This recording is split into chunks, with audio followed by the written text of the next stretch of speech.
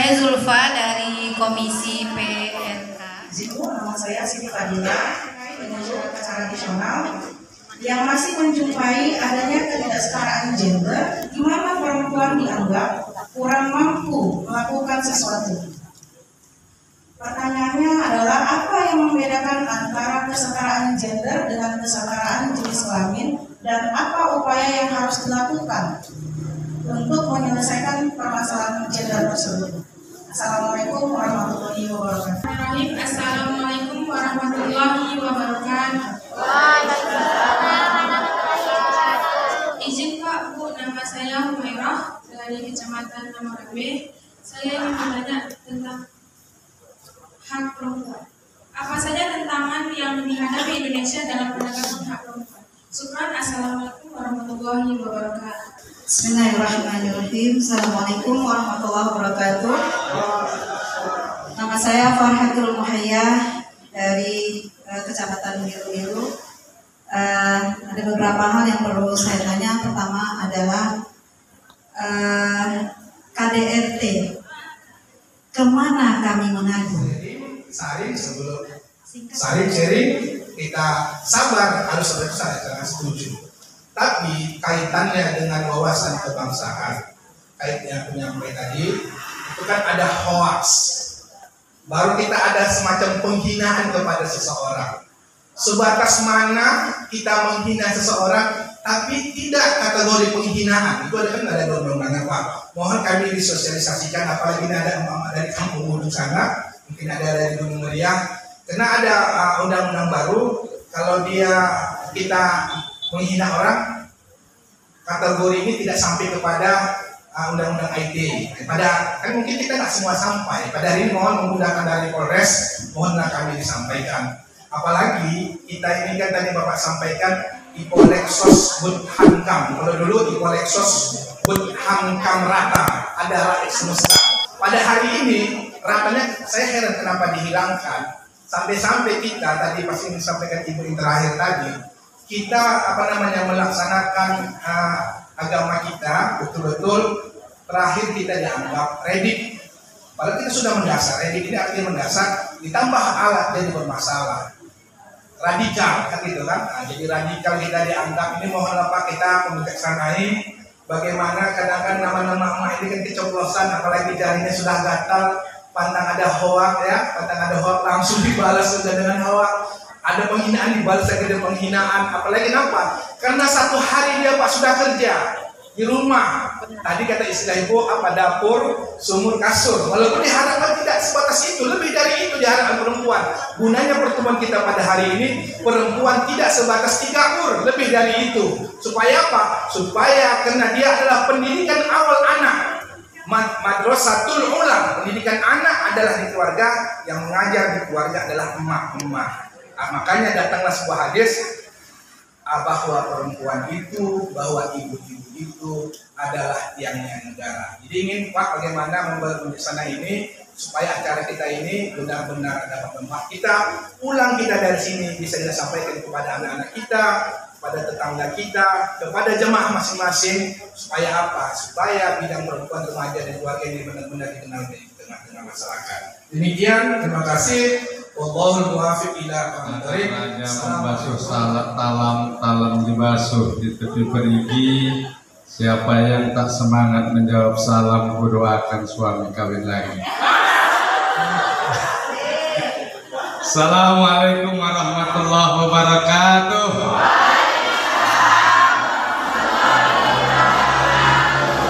Banyak Pak Kiai yang takut suami kawin lagi. Baik, terima kasih kepada Ibu tadi yang bertanya. Ini sangat baik sekali. Maka kalau kita tadi saya jawab radikal. Radikal itu ada suatu pemahaman yang mana pendapat dia harus diikuti orang lain. Hanya pendapat dia yang betul. Nah, ini mohon maaf ini. Ada senior saya, tua saya, alumni Mustafa Wihar sini. Ini mohon maaf nih Pak. Karena saya polisi yang jawab. Ada tuan-tuan guru satu-satu, ada kiai kita. Jadi itulah pemahaman radikal, ya, bahwa dalam Islam itu tidak ada yang radikal, Ya, semua kita, maka di dalam Islam ada diajarkan apa dia? Wasatiyah.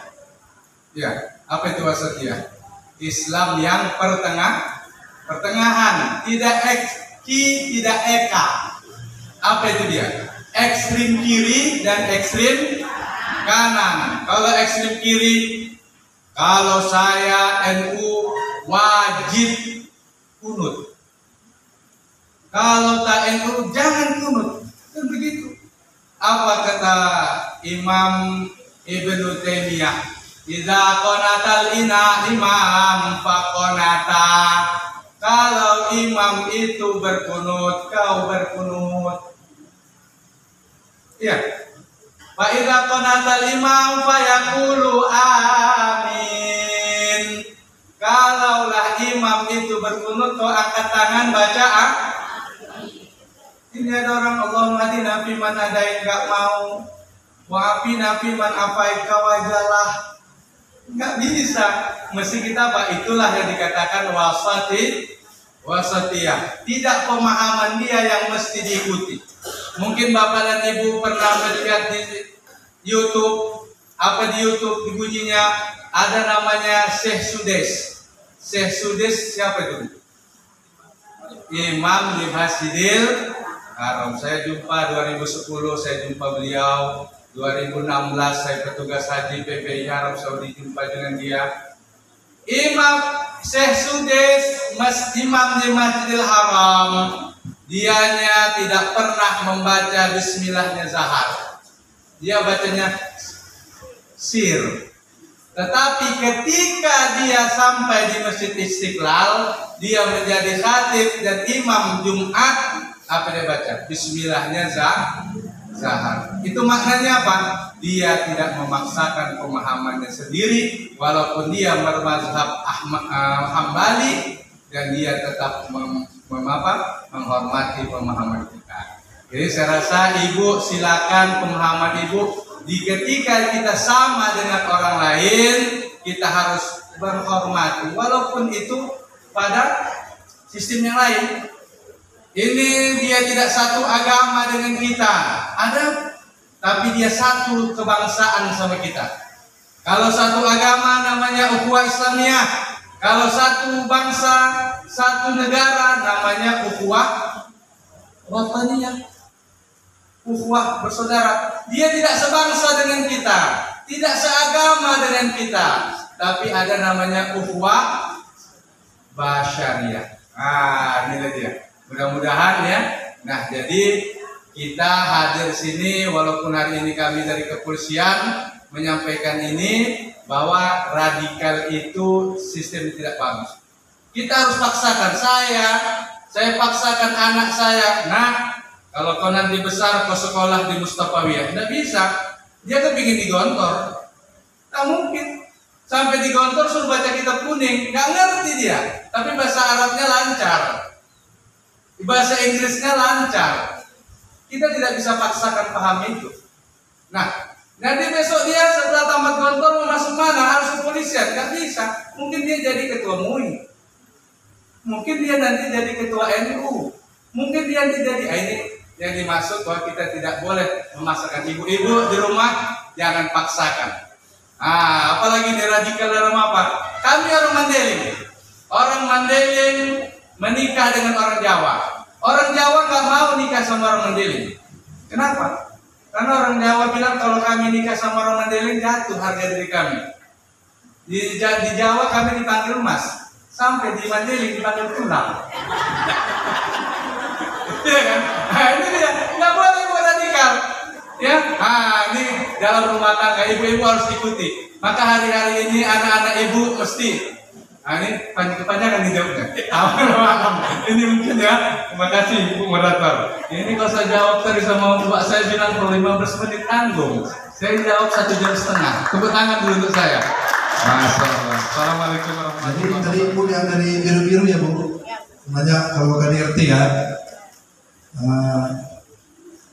Kalau sekarang di Polres dan di Selainnya ada hotline pengaduan 110. Itu 24 jam Bu. Kapanpun Ibu telepon, itu nyambung.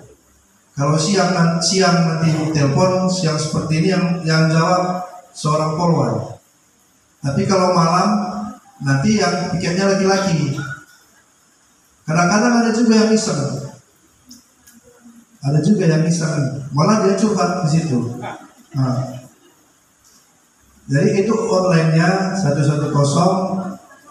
Kalaupun nanti bisa juga ibu tengok di Instagram Polresta Deli Serdang. Kalau bisa ibu-ibu semua di follow aja akunnya Instagram Polresta Deli Serdang. Nanti di sana ada nomor WA. Lapor di WA juga bisa. Itu nanti WA itu tersambung ke Pak Kapolresta. Jadi kalau nggak ditanggapi orang yang di penjagaan, nanti Pak Kapolresta yang ngecek langsung. Ada nomor WA-nya, saya lupa pula. Nanti bisa, kalau di Instagram Polresta ada. Dan terus tadi pelaporannya baik Bu ya. Sebenarnya ke Polsek boleh, tapi itu penanganannya khusus memang di PPA. Di PPA Polresta Deli Serdang. Nanti kalaupun ibu melapor ke Polsek, tetap diantarkan ke Polres oleh yang pikir di Polsek. Karena memang kalau masalah perempuan ini khusus. Nanti yang di PPA itu polwan yang meriksa ibu supaya tidak sungkan. Tapi alangkah baiknya sebelum ibu membuat laporan atau ada keluarga yang membuat laporan, dipikirkan dulu. Karena saya sempat juga kali di PPA itu selama 1 tahun. Begitu ada laporan, yang pertama saya tanya, ibu udah yakin mau menjarakan suami ibu? Karena nanti pertimbangannya ke anak. Bagaimana dengan anak? Ya jika nanti anaknya mau menikah bagaimana? Siapa yang menikahkan? Nah, sementara bapaknya di penjara kan seperti itu kan tanggapannya. Jadi selama ini kami kedepankan kalau bisa diselesaikan dulu oleh Babin Kaptimas di desa. Tapi kalau memang sudah tidak ada kesesuaian, ya apa boleh buat kita lanjutkan. Ataupun memang kalau KDRT-nya berlebihan, kalau udah memakai alat, kalau pakai tangan, sepanjang dia tidak mabuk, itu bisa silat kan gitu Pak Ibu. Tapi kalau mabuk, itu udah berarti nggak betul. Nah, kalau memakai alat, itu juga keterlaluan. Kami pun tidak ada toleransi. Itu mungkin untuk yang KDRT ya. Terus kalau undang-undang IT tadi Bu dari Kominfo udah mengatakan sabar dulu baru sebar. Maksudnya di sini pastikan dulu. Kalau ibu-ibu atau bapak-bapak nggak yakin itu berita yang di HP itu betul, jangan disebar. Nanti kalau disebar, begitu jadi laporan, pasti bapak ditanya, yakin nggak dengan berita yang di sini itu betul atau tidak? Kalau bapak ibu tidak yakin, unsur pasalnya kena, deliknya kena undang-undang IT. Makanya jangan langsung sebar-sebar. Apapun kontennya di medsos itu harus dipastikan dulu. Seperti tadi kata ibu ini, apa tadi Bu? Ngecek, nggak konten untuk ngeceknya tadi. Haluan konten, cek dulu betul atau tidak, supaya nggak tersangkut masalah di belakang hari. Jangan bawa emosi atau karena nggak suka juga dengan yang disebutkan di medsos ini langsung disebarkan aja. Nanti unsur di pasalnya kena. Nah, itu dia mungkin jawaban dari kami. Kalau kira-kira tidak puas, boleh nanti ada juga itu Pak Dayak bisa mensosialisasikan Sibitkum Presisi ya. Nah, di Sibitkum Presisi itu kami kan di sesi hukum di Polres ada Pak Ibu sekalian. Di sana ada aplikasi yang jika Bapak Ibu ada masalah hukum, kalau pakai ke pengacara kan langsung teken kontrak, biayanya langsung teken kontrak lah kalau konsultasi. Kalau di situ enggak, silakan Bapak buka nanti websitenya Sibitkum Presisi Polda Sumut. Di sana bisa diklik nanti apa permasalahan. Tidak tergantung pidana, boleh perdata. Perdata juga boleh minta pendapat secara online di Sibitkum Presisi Polda Sumut itu. Itu baru di Polda Sumut yang dibuat. Mungkin nanti kalau akun aslinya tidak sama Pak Dayat, karena operatornya di kami dia. Jika nanti mana tahu ada tanah atau kebun ibu dikuasai orang, silakan aja konsultasi di situ, gratis, karena dia online pengaduannya. Ataupun langsung nanti ke kantor kami, boleh juga di seksi hukum Polresta Deli Serdang. Nanti jumpa sama Pak Ustadz. Semua dilayani, Ustadz ini serba bisa ini. Mau berapa kali yang katakan udah mau cerai-ceraian, selesai semuanya. Makanya bapak ini nggak bisa keluar lagi dari sikum itu, hukum itu. Dia minta keluar tuh nggak bisa, karena udah dipaten di situ. Nah, mungkin itu jika ada kekurangan mohon dimaklumi. Terima kasih. Baik Siti Fadilah ya. Konsep gender dan jenis kelamin dan beberapa persoalan kesetaraan dan keadilan gender, bagaimana jalan keluarnya.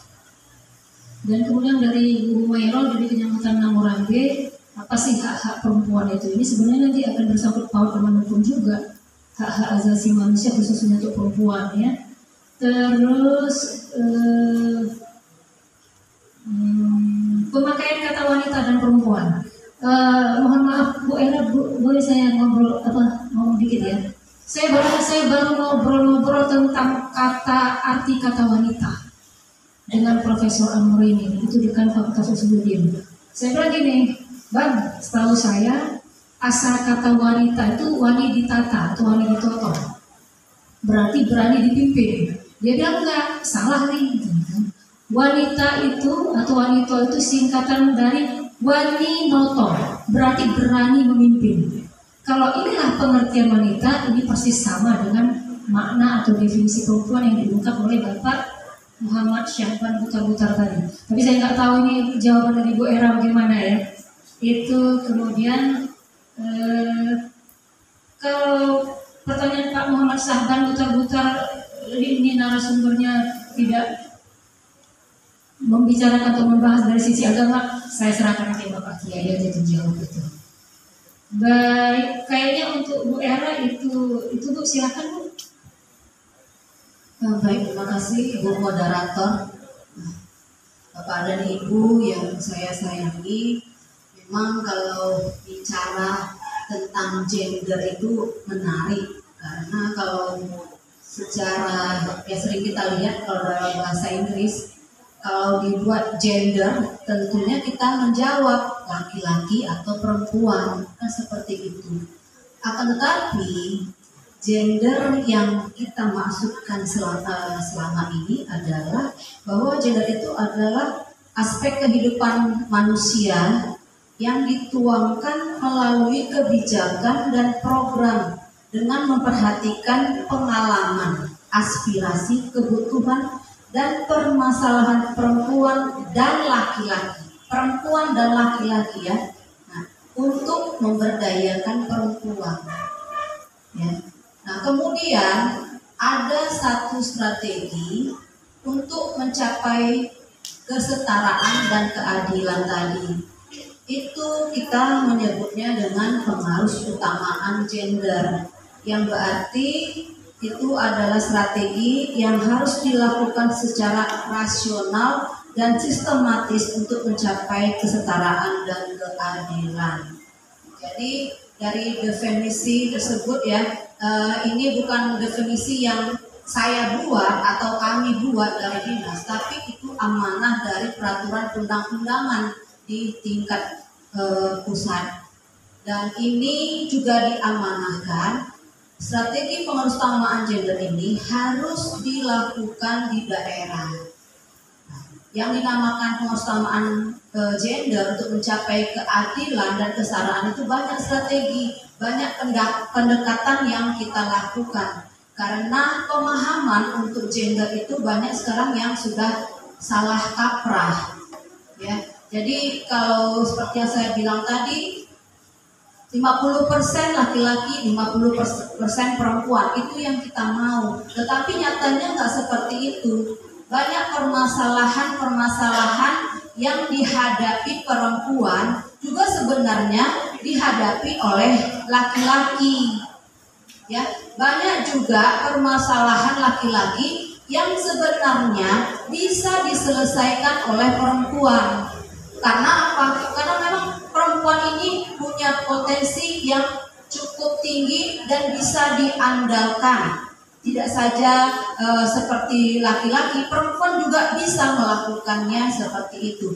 Akan tetapi, nah inilah ya pengarusutamaan gender yang kita pahami dan kita maknai itu juga harus kita sikapi dengan kodrati kita sebagai perempuan, di mana perempuan tadi itu dia dianugerahkan untuk bisa menstruasi, hamil, menyusui, ya, masukin masa nifas, itu semua hal-hal yang memang harus dimiliki oleh perempuan, dan memang ada tindakan kegiatan-kegiatan yang memang mengharuskan bahwa ketika dia menghadapi hal-hal yang seperti saya sampaikan tadi, harus bisalah juga berperan di tugasnya masing-masing.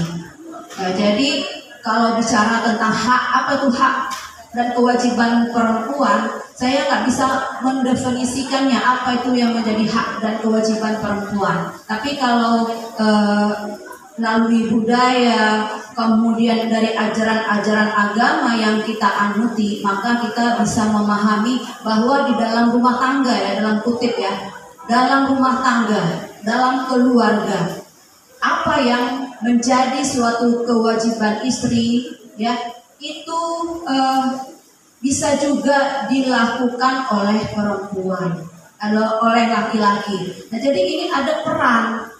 Tapi kalau bicara tentang hak, ya mungkin yang terbayang di benak kita, hak kita itu memperoleh nafkah dari pihak suami. Ini mohon maaf ya, karena saya juga bukan ulama, Bapak dan Ibu, saya cuma bisa memberikan definisi yang sangat umum, tapi mudah-mudahan bisa mendekati apa yang sudah diajarkan oleh agama.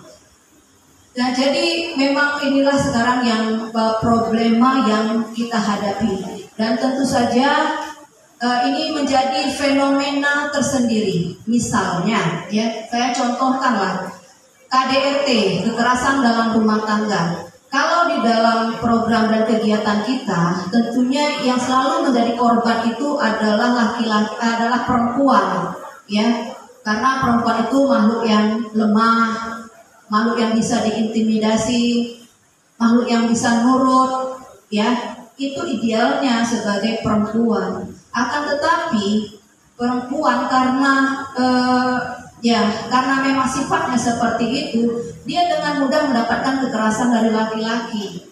Tapi jangan kita kira ya bahwa permasalahan hukum itu hanya menyangkut perempuan saja, tidak. Laki-laki pun kerap menjadi korban KDRT. Ya, nah jadi memang kita manusia ini punya sikap, punya akhlak yang memang harus dibentuk dari hal yang paling kecil, tempat yang paling kecil itu adalah rumah tangga, dari keluarga. Ya. Jadi tadi saya sudah sampaikan ada tingkatan-tingkatan mulai dari kita lahir, dari rahim ibu sampai kita dewasa. Bagaimana kita bisa memberdayakan diri kita sendiri, mengembangkan diri kita sendiri? Nah, ikutlah di dalam kegiatan-kegiatan seperti ini. Ya, kalau di desa itu banyak kegiatan, seperti ikut kegiatan PKK. Itu semua kegiatan-kegiatan pemberdayaan perempuan, di mana berbicara tentang pemberdayaan perempuan bukan berarti bahwa kita mau supaya perempuan ini kuat ekonominya, tidak. Pemberdayaan perempuan itu banyak sektor, pendidikan, kesehatan, ekonomi, budaya, lingkungan, hukum, politik, ideologi, ya, itu semua harus diberikan kesempatan yang sama kepada kepada laki-laki dan perempuan. Jadi kalau kita berbicara tentang pendidikan, ya kalau ini kita lihat ya Raden Ajeng Kartini misalnya, kita contohkan yang ada di dalam negara kita. Dulu perempuan itu hanya di dalam rumah, tidak bisa keluar rumah. Sekarang bisa. Ya, sekarang banyak perempuan-perempuan yang mempunyai pendidikan tinggi, malah lebih tinggi daripada suaminya. Ya, nah tapi ya itu juga yang kita lihat. Banyak yang memiliki pendidikan tinggi, tetapi tidak mempunyai wawasan gender. Dia menganggapnya dirinya lebih tinggi, lebih hebat daripada laki-laki. Ini yang salah kaprah. Padahal di dalam Al-Quran, ya saya ini izin juga kalau memang salah. Laki-laki itu adalah pemimpin bagi kaum perempuan. Itu nggak bisa dipungkiri karena Al-Quran yang menyampaikan seperti itu. Ya, jadi kita juga harus menilai dan mendudukkan permasalahan kita itu seperti apa. Tadi kalau masalah KDRT, ya kami sering ya berkoordinasi dengan kepolisian, kemudian juga ada psikolog di situ. Ini semua kami berusaha menyelami apa yang menjadi penyebab terjadinya KDRT. Ya ini macam-macam, ya karena harus kita sadari juga yang namanya kelakuan, sifat, semua laki-laki perempuan itu ya kadang-kadang ada persamaannya juga. Tentunya melalui pemberdayaan dan kemudian akhlak yang kita pelajari dalam rumah, dari dalam agama itu bisa kita pahami sehingga akhirnya kita bisa memaknai gender itu seperti apa. Misalnya juga seperti ini ya. Ini saya berusaha membuka wawasan untuk gender itu seperti apa. Ya, misalnya untuk di dalam gedung ini, ya, saya tahu ini ruangan pemerintah dan memang sudah kewajiban kami memberikan konsultasi kepada semua pihak. Ya, di ruangan ini belum berwawasan gender. Terus terang saya bilang, karena apa? Karena ketika kita masuk, ya itu di situ ada tangga, ya. Mungkin di dalam benak bapak dan ibu benak kita apa sih ya? Kan nggak ada yang salah ya dengan gedung ini, tidak ada. Tetapi bagi saya ini belum berwawasan gender. Ya seharusnya di dalam gedung ini kita bisa memfasilitasi adanya kursi roda. Kemudian ada tempat yang nyaman sehingga ya untuk perempuan ya kita kan nggak tahu ya perempuan laki-laki dalam kondisi apa, misalnya dia disabilitas. Ya tentu kan kalau tidak ada jalan untuk kursi roda itu agak sulit menaikkan kursi roda tersebut kan. Nah inilah yang dimaksud dengan gender. Kita itu harus paham apa kebutuhan laki-laki perempuan ya pasti ada yang juga menjadi takdirnya disabilitas. Kita harus memikirkan bagaimana dia bisa menikmati seluruh akses yang ada di muka bumi ini tanpa ini yang menyadari bahwa dia memiliki kekurangan. Ya misalnya orang buta, sebenarnya harus ada itu jejak-jejak orang buta pun juga bisa datang kemari ikut mendengar apa yang kita bicarakan hari ini, tapi nyatanya enggak. Ya, kemudian tadi juga saya ke toilet, saya lihat memang di sini ada 2 kamar mandi, tetapi saya nggak tahu di mana tempat laki-laki, di mana tempat perempuan. Seharusnya di dalam gedung apapun harus ada ya toilet laki-laki, perempuan, kalau bisa tambah lagi toilet anak-anak. Ya, kalau toilet laki-laki juga dimasuki perempuan, saya tadi juga udah kuncinya pun juga susah. Ya, dikatakan saya takut tiba-tiba ketika maaf ya, saya buang air tiba-tiba masuk. Kalau laki-laki, kalau perempuan, aduh, betapa malunya saya kan seperti itu. Itu gender. Ya, dalam agama kita pasti seperti itu untuk menutupi aurat kita. Kan betul seperti itu. Jangan tiba-tiba masuk buat laki-laki, karena situ nggak ada tulisan ini untuk perempuan ataukah untuk laki-laki. Nah, begitu juga kalau misalnya toilet tadi ada tempat tulisan laki-laki, saya tidak akan masuk ke situ. Karena saya juga takut ya, beberapa kali kejadian salah sehingga masuk ke toilet laki-laki. Ya, nah itu ya artinya kita sudah melakukan pencegahan terlebih dahulu. Kemudian kenapa toilet anak juga harus ada ya? Itu gender juga. Anak-anak itu beda loh. Nggak semua ya sekarang ada toilet duduk. Nggak semua anak-anak itu bisa naik ke bangku ya tempat ini, kecuali kalau yang jongkok. Kalau anak-anak sekarang itu dia udah terbiasa dengan toilet duduk. Kalau lah itu nggak disamakan, misalnya lah kita punya balita, ya kita paksakan dia toilet yang tinggi, kan susah dia masih kecil. Tapi kalau kita siapkan tempat pupnya yang khusus memang untuk anak-anak, ya dia akan dengan nyaman. Nah itulah gender itu seperti itu. Ya, jadi kalau sekarang pemikiran saya pun juga seperti itu. Sekarang sudah ada sepak bola wanita, petinju perempuan. Nah, apa juga seperti itu juga, ya.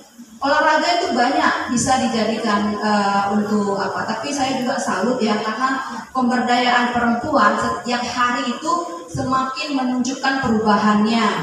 Dimana sekarang pemain voli pun tidak menunjukkan auratnya, tetapi bisa dia memakai jilbab, kemudian memakai legging, ya beraktivitas olahraga seperti laki-laki, ya juga seperti itu. Jadi banyak pemahaman-pemahaman yang sekarang ini salah kaprah. Kalau di Bali juga saya lihat banyak perempuan itu yang memecah batu bata, salah. Kalau kita bersikap seperti itu atau memilih pekerjaan itu nggak salah, menurut saya nggak salah. Karena memang begitulah perempuan, semua apapun dilakukannya pasti ada alasannya. Mungkin dia mencari nafkah untuk anaknya, karena ya tadi si bapak mungkin ada kekurangannya. Perempuan bisa melakukan itu. Ya, jadi tadi memang video itu sangat singkat. Ini memberikan arti sebenarnya sama kita bahwa gender itu bukan laki-laki perempuan. Ya, ini bisa dipahami kalau tadi berbagi peran. Nah, itu bisa juga. Kemudian laki-laki dan perempuan harus tahu kebutuhannya sebenarnya apa. Kebutuhan perempuan itu sebenarnya apa. Ya. Nah, jadi kalau kita harus tahu ya, misalnya tadi di dalam toilet tadi ya, atau di dalam ruangan-ruangan tertentu. Nah, itu kita di dalam gedung lah misalnya, kita harus buat juga pojok ASI. Itu artinya kita sudah berwawasan gender, di mana perempuan yang memiliki balita juga dipersiapkan suatu ruangan khusus bagaimana dia bisa memompa ASI-nya ketika bekerja. Dan nantinya itu diberikan kepada anaknya. Itu pengetahuan seperti itu, sehingga kita bisa mencapai kesetaraan dengan laki-laki. Kita semua mau kan Bu bekerja di luar rumah kan? Mau nggak? Mau kan Bu? Tetapi juga kita harus mencari tempat-tempat yang memang identitas kita atau perilaku kita itu bisa menyamai apa yang laki-laki lakukan. Ya, jadi laki-laki ini sebenarnya nggak mau ribet, tapi perempuan ini banyak ribetnya gitu. Dan kita ya selaku pemerintah sebenarnya harus menyiapkan ruang-ruang yang seperti itu sehingga kebutuhan-kebutuhan perempuan ini bisa. Nah kemudian banyak ya hal yang perempuan yang lain lakukan. Misalnya kalau sekarang ini perempuan tuh suka pakai hak tinggi, ya. Nah itu gender atau tidak? Itu boleh aja sih gender. Tetapi ketika nanti ya misalnya perempuan itu berkarir, berjalan di lapangan yang berbatu-batu, layak nggak pakai hak tinggi? Kan juga kan. Nanti terjatuh siapa yang ininya. Nah itu diselaraskan atau disesuaikan dengan kondisi yang ada. Jadi kita harus pakai sepatu kets seperti yang sering laki-laki lakukan. Laki-laki nggak mau pakai hak tinggi. Ya, jadi kita juga perempuan harus bisa menyesuaikan di mana memakai hak tinggi dan sebagainya lah seperti itu. Ya, nah jadi kalau saya memang beranggapan kita harus balik kembalilah kepada keyakinan apa yang sudah diajarkan oleh agama Islam. Sebenarnya banyak sih yang berwawasan gender, perspektif gender itu banyak sekali. Makanya tinggal kita lagi membuka wawasan kita ini, mau kemana kita pilih. Tadi ada apa juga dari Bapak, perempuan dan wanita, ya, itu juga ada salah satu materi yang diajarkan di dalam kegiatan pemberdayaan perempuan, ya. Memang banyak, itu masalah bahasa saja menurut saya, karena kita dulu tidak tahu asal muasal dari suatu bahasa. Kalau tadi pengertiannya, ya, perempuan empu itu kata dasarnya, dan wanita itu kalau menurut yang kami pelajari ya, wani ditoto, jadi artinya wanita yang ditata. Lebih baik memang kita mempergunakan perempuan, kata perempuan. Nah itulah yang selalu kita sosialisasikan. Tidak ada lagi toilet wanita, tapi toilet perempuan.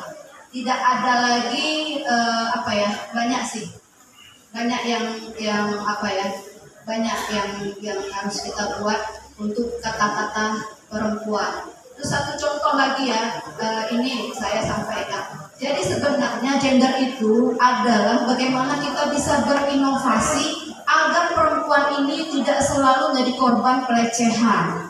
Misalnya kalau di Jakarta itu kalau kita naik kereta api ada satu gerbong khusus perempuan, di mana banyak kejadian-kejadian itu ya, laki-laki melakukan pelecehan di dalam gerbong kereta api, ya. Nah jadi itu dibuatlah inovasi, ada satu gerbong khusus perempuan, jadi nggak ada perempuan. Jadi kalau saya pernah masuk ya, laki-laki di situ di gerbong itu disorakin, woi ganti rok ya, nah gitu. Jadi laki-laki itu malu sendiri, nah pindah gerbong lah dia. Oh, maaf ya Bu, saya salah masuk, ya. Seperti itu. Terus banyak. Kemudian di gerbong itu ada khusus disabilitas, ada khusus ibu hamil, ada khusus untuk lansia. Itu sebenarnya adalah tindakan-tindakan gender. Ya, cuman kadang-kadang ya udah kita lihat di situ untuk disabilitas, untuk lansia kita dudukin juga, karena memang tempatnya dikasih memang untuk tempat yang nyaman. Ya, jadi sebenarnya kalau kita tidak hamil, tidak lansia, atau tidak membawa bayi misalnya, nggak usah duduk di situ, duduk di tempat yang lain. Nah, itulah pengertian gender. Dan jadi ini sangat singkat ya saya sampaikan kepada Bapak dan Ibu. Ya, itu aja Bu. Terima kasih. Baik, terima kasih. Aplaus dulu lah. Sudah ada dua narasumber yang menjawab pertanyaan-pertanyaan peserta. Ini tinggal narasumber terakhir yang perlu menjawab Ibu Dani. Ini ada pertanyaan Bu. Pertama dari Zulfah Yazid. Zulfah Yazid ini Ketua Komisi PRKD di Serdang, ya. Pertanyaannya adalah tentang latar belakang sikap netizen yang sering berlebih-lebihan. Kalau dalam agama ini berlebih-lebihan sangat tidak disukai oleh Allah, ya. Latar belakang sikapnya dan tentunya bagaimana cara mengatasinya. Dan pertanyaan yang kedua ini tentang kontrol Kominfo terhadap tayangan-tayangan yang membahayakan anak-anak. Mohon maaf, banyak situs-situs porno yang secara tidak sengaja mungkin ditonton oleh mereka.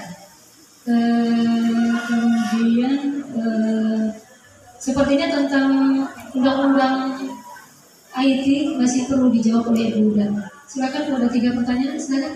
Baik, terima kasih atas pertanyaannya. Untuk pertanyaan pertama dari Ibu Zulfa yang tentang yang melatar belakangi, kira-kira apa Bu yang melatar belakangi fanatisme pengikut idola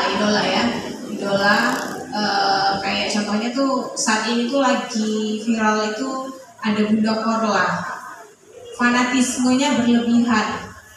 Bayangkan yang bukan siapa-siapa Bunda Korla itu kalau bisa kita cari tahu dulunya dia hanya figuran ya, tapi sekarang tuh bisa menggerakkan 500.000 orang untuk nonton live-nya secara langsung, nonton tayangannya secara langsung. Itu kira-kira apa yang melatar belakanginya ya? Itu tren yang dibangun memang saat ini. Saya gambarkan begini, kalau dulu kita fanatik sama menonton TV. Kalau sekarang bergeser dia, penggunaan gawai ini menggeser, beralih penggunaannya dari menonton TV jadi menonton gawai handphone. Ada YouTube di situ, fitur-fitur platform media sosial dibuat yang bisa live, bisa nonton, TikTok bisa live, Instagram bisa live, Facebook juga bisa live, gitu kan? Sebenarnya dua sisi, ada positif, ada negatif. Tadi kalau sekalian saja sebenarnya ini menjawab dari beberapa pertanyaan tadi terkait kuota ekonomi. Media sosial juga bisa dimanfaatkan untuk menghasilkan penghasilan, menguatkan ekonomi sebagai media promosi. Padahal sebenarnya media sosial itu diciptakan pertama kali sebagai media untuk publikasi, promosi, pemasaran. Itu media sosial itu diciptakan. Kemudian berkembang itu menambahkan fitur-fitur itu karena kebutuhan kita juga sebenarnya. Kita butuh menonton idola secara langsung lah. Kalau nonton pakai tiket, nonton konsernya berbayar mahal, butuh waktu gitu kan, waktu perjalanan mungkin gitu.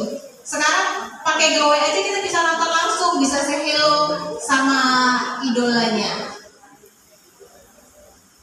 Kami diundang kemari untuk menyampaikan gambaran itu secara umum, tapi nanti mohon penguatan dari bapak-bapak ulama, bapak ustadz untuk menguatkan dari sisi agamanya, karena kami juga tidak begitu paham ilmu agamanya, tidak begitu dalam.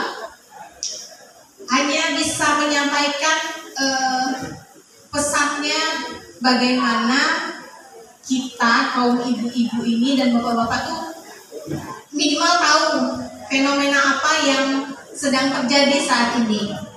Anak-anak itu harus didampingi.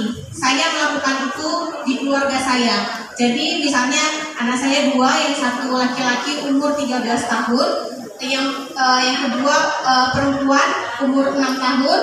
Anak laki-laki sudah saya berikan handphone di usianya 13 tahun, kelas 1 SMP.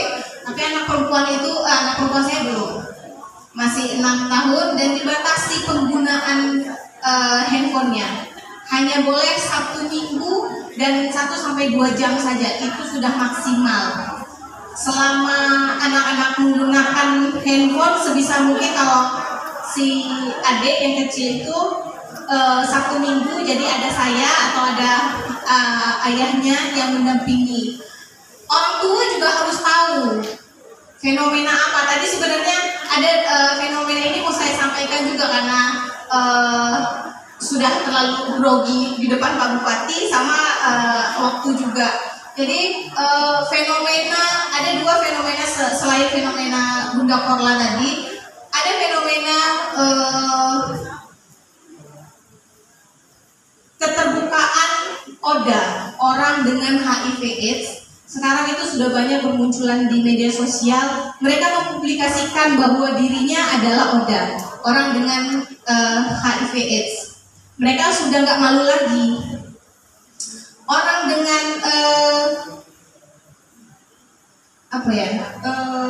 orang dengan orientasi seksual yang berbeda dari yang seharusnya diajarkan agama, ada LGBT, mereka juga sudah go public. Mereka sudah sosialisasi, malah pakai media sosial, keberadaan mereka, eksistensi mereka. Jadi bapak-bapak ibu wajib kayaknya tahu itu dan memantau apa saja yang dilihat anak-anak kita. Itu wajib. Anak di bawah umur 17 tahun, orang tua wajib tahu password HP-nya, aplikasi apa saja yang dipakainya, WA-nya isinya apa saja. Tidak ada privasi. Kalau bagi saya tidak ada privasi bagi anak-anak di bawah usia 17 tahun. Itu tidak ada privasi. Itu tanggung jawab kita sebagai orang tua untuk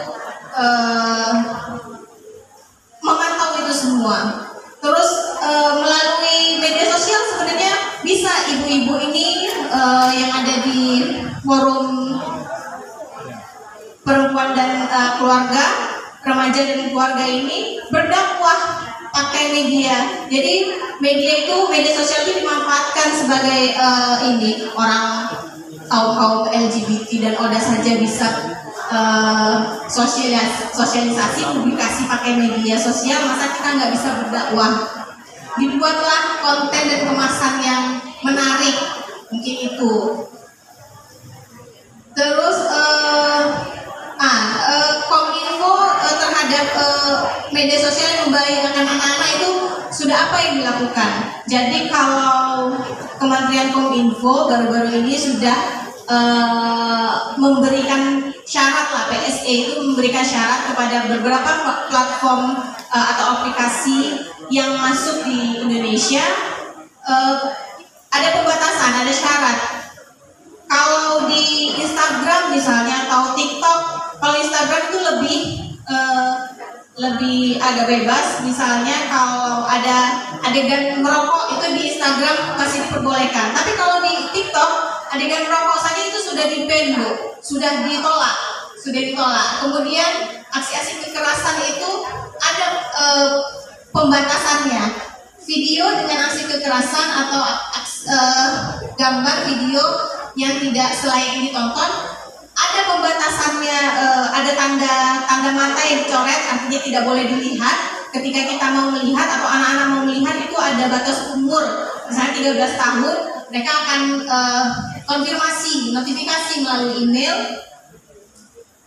Itu sudah dilakukan oleh pemerintah. Kemudian untuk kuat ekonomi memanfaatkan gawai, ibu-ibu dari rumah itu bisa berkreasi. Adi misalnya nyari resep aja bisa dari gawai kan, dari rumah. Habis ibu cari resep, ibu masak, ibu posting, orang jadi tertarik, bisa dipromosikan, bisa dijual kan Bu makanan-makanannya itu. Jadi kayaknya perempuan mandiri saat ini gampang, melalui gawai bisa diimplementasikan. Mungkin itu saja. Terima kasih, saya kembalikan ke Ibu Moderator. Sebelum ke Ibu Moderator, mungkin karena waktu pun ini kami sampaikan sedikit lagi, menambahi Ibu dari Kominfo tadi. Ibu-ibu, berapa orang ibu-ibu di sini yang tahu akun anaknya? Tahu? Maksud kami menyampaikan ini, data kami di Polresta Deli Serdang itu, setiap minggu itu ada masuk laporan perkara cabul, mohon maaf, rata-rata 3. Menurut data di kami, itu rata-rata dari pertemanan. Sangat miris sekali, ada yang pertemanan baru 3 hari. Maksud kami menyampaikan ini supaya ibu open dengan medsos anak-anaknya, Bu. Karena kata Bapak Bupati tadi kan harus disaring dari rumah. Pertemanannya dilihat, Kata ibu ini tadi grupnya kemana, jangan nanti salah ikut yang diikutinya. Terus fenomena satu lagi, akhir-akhir ini di Deli Serdang udah banyak geng motor. Maksud kami menyampaikan kepada ibu-ibu, ya kalau anak ibu jam 10 ini malam minggu, jam 10 belum pulang ke rumah, ya mohon ditelepon lah, di PC kan, di video call, gimana? Jangan nanti jadi korban ataupun malah jadi pelaku. Ini tadi pesan pimpinan yang harus kami sampaikan, makanya saya sampaikan paling terakhir supaya nanti nggak lupa. Karena terakhir disampaikan kan pasti nanti paling ingat di rumah. Itulah hanya pesannya jam 10 supaya ya anak-anaknya ditanya lah, gimana? Udah bisa disuruh pulang, jangan dibiarkan bebas sekali. Karena rata-rata yang geng motor ini sekarang anak-anak di bawah umur. Berapa kemarin dapat kemarin yang ditangkap? Nggak ada di atas 18 tahun. Ketuanya nggak tahu di mana. Yang mengarahkan mereka tidak tahu posisinya di mana. Mereka jalan sendiri. Ada sampai 50 kereta, 50 sepeda motor, bayangkan.